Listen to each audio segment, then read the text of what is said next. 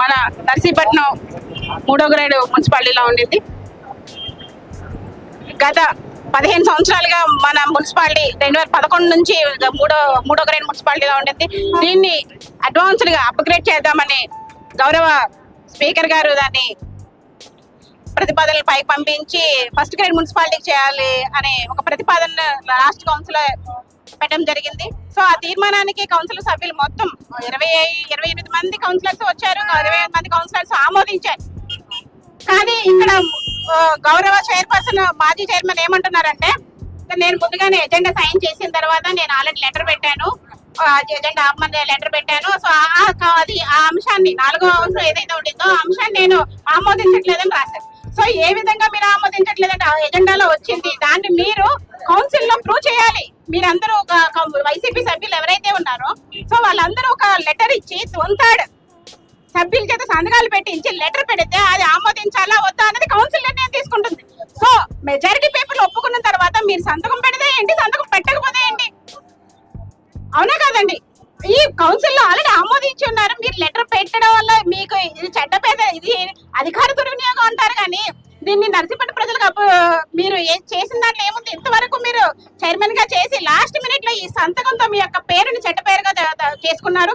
So ఇది అయితే మాత్రం ఎవరు కౌన్సిల్ సభ్యులు ఆమోదించడానికి లేదు. కమిషనర్ గారు ముందుగానే ఆయన చెప్పున్నారో లేదో తెలియదు. లెటర్ ఇచ్చిన లెటర్ అనేది ఇది యాక్సెప్టబుల్ కాదు అని నేను తెలియజేస్తాను. నేను యాజ్ అ చైర్మన్ గా గత 2 సంవత్సరాలు చేసినప్పటికీ 2021 నుంచి 2023 వరకును సో కనీసం 1/3 మెంబర్స్ సైన్ చేసి ఆ లెటర్ అనేది చైర్పర్సన్ కి ఇస్తేనే అది వర్కౌట్ అవుతుంది. లేదు అంటే ఇది కౌన్సిల్ అందరూ ఆమోదించారు. అయినా సరే ఒక 3rd గ్రేడ్ మున్సిపాలిటీని ఫస్ట్ గ్రేడ్ మున్సిపాలిటీకి అప్గ్రేడ్ చేయాలంటే నర్సీపట్నం ప్రజలు అభివృద్ధిలోకి వెళ్తున్నారు అంటే వైసీపీ సభ్యులు ఎందుకని అబ్జెక్ట్ చేస్తున్నారో నాకు అర్థం కావట్లేదు. సో ఇది ఎవరైనా పుట్టించారా లేదంటే ఈవిడ, నాకు తెలిసి ఈవిడ వల్ల అయితే ఇది చేసింది కాదు. ఈవిడ స్వతహాగా ఆవిడకి అంత అవగాహన లేదు. సో ఈవిడ చేత చేయించిన వైసీపీ సభ్యులకి నేను గట్టిగా చెప్తున్నాను, మీరు ఫస్ట్ నుంచి వైసీపీ ప్రభుత్వం మున్సిపాలిటీలోకి అడుగు పెట్టిన అధికారంలోకి వచ్చిన కాడి నుంచి మీరు ప్రతి ఒక్క అభివృద్ధి కార్యక్రమాన్ని అడ్డుకుంటూనే ఉన్నారు. ఒక హాస్పిటల్ విషయంలో 15 లక్షలు జనరల్ ఫండ్ నుంచి ప్రొవైడ్ చేస్తే నర్సీపట్నం ప్రజలు, నర్సీపట్నం ఎవరైతే చుట్టుపక్కల గ్రామాల హాస్పిటల్కి వచ్చి ఇబ్బంది పడుతున్నారు, చుట్టుపక్కల 26వ వార్డ్ అనేది ప్రజలు, లోకల్ ప్రజలు ఇబ్బంది పడుతున్నారు. ఒకే ఒక ఉద్దేశంతో 15 లక్షలు అనేది దానికి దాన్ని అలాట్ చేస్తే దాన్ని కూడా అడ్డుకున్నారు. ప్రతి ఒక్క విషయం సరే 3 సంవత్సరాలు మనం మీరు కూడా ప్రయత్నించారు, శివాలయం ఏదో కట్టేద్దాము, శివాలయం దగ్గర ఏదో శంకుడి విగ్రహం కట్టేద్దాం. 3 సంవత్సరాలు శంకుస్థాపన చేశారు. ఏమైందండి? ఇప్పుడు ఒక నర్సీపట్నానికి తలమానికంగా సృష్టి క్షేత్రం అనే ఒక శివపార్వతులు పెడుతున్నప్పుడు వీలైతే మీరు సపోర్ట్ చేయండి. అంతేగాని దాన్ని ఏ విధంగా అడ్డుకట్ట వేద్దాం అనుకున్న మీ యొక్క దురాలోచన నర్సీపట్నం ప్రజల్లో తీసుకొద్దామనే మీ యొక్క ప్రయత్నాన్ని మాత్రం నర్సీపట్నం ప్రజలు తప్పకుండా తిప్పికొడతారు. సో ఇదే ప్రయత్నం మీకు ఉన్నట్టయితే ఆల్రెడీ మన వాటర్ ప్రాజెక్ట్ అనేది మనం శంకుస్థాపన చేశాము. సో అదే ప్రాజెక్టు ఆ చెరువులోనే వాటర్ స్టోరేజ్ ట్యాంక్స్ అవన్నీ అందులో అప్పుడు ఎందుకు మీరు రైతులందరినీ ప్రలోభపరచలేదు? అప్పుడు కూడా అదే రైతులు ఉన్నారు కదా, అప్పుడు అదే ఆక్రమణకు గురైంది కదా, అప్పుడు అలా అందరినీ ఎందుకు ప్రలోభపరచలేదు? మీరు ఎలా శంకుస్థాపన చేశారు ఆ టైంలో? సో ఎప్పుడు చెప్తున్నారు రైతులు కూడా ఒకటే చెప్తున్నాను, రైతు సోదరులందరికీ ఒకటి చెప్తున్నాను, అన్నా మీరందరూ ఈయంతో కానీ గత మాజీ ఎమ్మెల్యే గారితో అడుగు ముందుకేసి ఆయన చెప్పిన మాటలు మీరు కానీ వినే అడుగు ముందుకేస్తే ఆయన మిమ్మల్ని మధ్యలోనే వదిలేస్తారు. ఆయన స్వార్థం ఆయన చూసుకుంటారు, మీరు అటు ఇటు కాకుండా అయిపోతారు. నేను తెలియజేస్తా ఉన్నాను, సృష్టి క్షేత్రాన్ని నర్సీపట్నం తలమానికంగా తయారవుతుంది. ఒకప్పుడు నర్సీపట్నం రావాలి అంటే ఒక అల్లూరు సీతారామరాజు నడియాడిన ఊరుగానో లేదు అంటే లంబసింగి వెళ్ళడానికి వెళ్ళేగానో వచ్చేవారు. ఇప్పుడు ఈ సృష్టి క్షేత్రం తయారైతే నర్సీపట్నం శివపార్వతులు చూడటానికే వస్తారని నేను చక్కగా తెలియజేస్తా ఉన్నాను. ఈ సృష్టి క్షేత్రం కానీ నర్సీపట్నానికి అత్యంత త్వరలో వస్తుంది. సో వచ్చిన ప్రతి ఒక్కరు నర్సీపట్నమే ఒక టూరిస్ట్ ప్లేస్ లో తయారవుతా ఉంది. అదే విధంగా నర్సీపట్నం బలిగట్టలో ఉన్న బ్రహ్మలింగేశ్వర స్వామి టెంపుల్ కూడా డెవలప్ అవుతా ఉంది. సో ఇదొక దైవిక క్షేత్రంగా తయారవుతుందని నేను తెలియజేస్తా ఉన్నాను. మరొకసారి చెప్తా ఉన్నాను, నర్సీపట్నం మున్సిపాలిటీని ఫస్ట్ గ్రేడ్ మున్సిపాలిటీ చేయడానికి నర్సీపట్నం ప్రతి ఒక్క ప్రజలు ఆమోదిస్తా ఉన్నారు. సో ఈ మున్సిపాలిటీ ఫస్ట్ గ్రేడ్ మున్సిపాలిటీ అవడం వల్ల drainage system, under ground drainage system వస్తుంది. స్పెషలైజ్డ్ ఆఫీసర్స్ వస్తారు. ఇప్పుడున్న officers normal officers, specialized officers వస్తారు. అంటే టెక్నాలజీ పరంగా నర్సీపట్నం కూడా వాళ్ళ యొక్క ఐడియాస్ తో డెవలప్ అవుతా ఉంటుంది. అదే విధంగా శానిటేషన్ సిబ్బంది మనం ఇంప్రూవ్ చేసుకోవచ్చు. ప్రతి ఒక్క దాంట్లోనూ మనకి సెంట్రల్ గవర్నమెంట్ ఫండ్స్ కూడా చాలా ఎక్కువ వస్తాయి. ఇప్పుడు ఆల్రెడీ మన మున్సిపాలిటీకి ఓన్లీ ఈ 15th ఫైనాన్స్ మాత్రం వస్తున్నాయి. అరౌండ్ మహా అయితే సంవత్సరానికి 2 కోట్ల నుంచి 2.5 కోట్లు మాత్రమే వస్తుంది. ఇఫ్ ఎనీ కేస్ మనది ఫస్ట్ గ్రేడ్ మున్సిపాలిటీ అయితే 5 కోట్ల పై మాటే వస్తుంది. సుమారు 10 కోట్ల వరకు సంవత్సరానికి మనకి గ్రాంట్స్ వస్తాయి. మన నర్సీపట్నం అత్యద్భుతంగా డెవలప్ చేసుకోవచ్చు. ఆల్రెడీ నర్సీపట్నం మన గౌరవ స్పీకర్ గారు గత 2 సంవత్సరాల్లోనే 32 కోట్లు తీసుకొచ్చి అన్ని విధాలుగా రోడ్స్ అవనివ్వండి, డ్రైనేజ్ ప్రతిదీ డెవలప్ చేస్తా ఉన్నారు. సో ఈ ఫస్ట్ గ్రేడ్ మున్సిపాలిటీ గాని అయితే మరింత అభివృద్ధి పథంలోకి నర్సీపట్నం వెళ్తుందని తెలియజేస్తూ ఈ మన గత మాజీ ఎమ్మెల్యే గారికి ఇదంతా పెద్ద ఇదేం కాదు. ఎందుకంటే ఎస్సీ వాళ్ళని ఒక బొమ్మలా వాడుకోవడం అనేది ఆయనకి బాగా అలవాటు. సో గత ఆ ప్రభుత్వంలో నన్ను కూడా ఆ విధంగానే అభివృద్ధి చేస్తామంటే ప్రతిదానికి అడ్డుకట్ట పెట్టి నన్ను కూడా చాలా ఇబ్బందులు పెట్టారు. సో నేను కొన్నింటికి ఒప్పుకోకపోవడం వల్ల నన్ను దించేసి ఇప్పుడు ఈ చైర్మన్ పెట్టారు. ఈ చైర్మన్ కూడా పాపం ఆవిడ ఏదో చేసుకుంటా వెళ్తుందంటే ఆవిడ కూడా ప్రతి విషయంలో అడ్డుకట్ట వేస్తూ లాస్ట్ ఆవిడ సైజ్ చేసే విషయంలో కూడా ఆవిడకి ఒక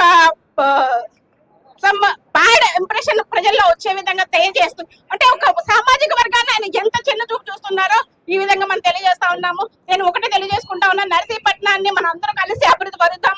సో గౌరవ స్పీకర్ ఆయన ఆధ్వర్యంలో మనందరం నర్సీపట్నం అభివృద్ధిలోకి తీసుకువెళ్ళాలని మనస్ఫూర్తిగా కోరుకుంటూ ధన్యవాదాలు.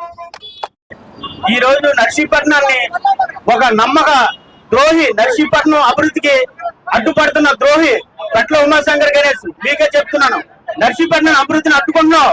నీకు ఇప్పటికే నర్సీపట్నం ఉన్న నియోజకవర్గంలో ఉన్న ప్రజలందరూ బుద్ధి చెప్పి కూర్చోబెట్టారు, అయినా నీకు సిగ్గు రాలేదు.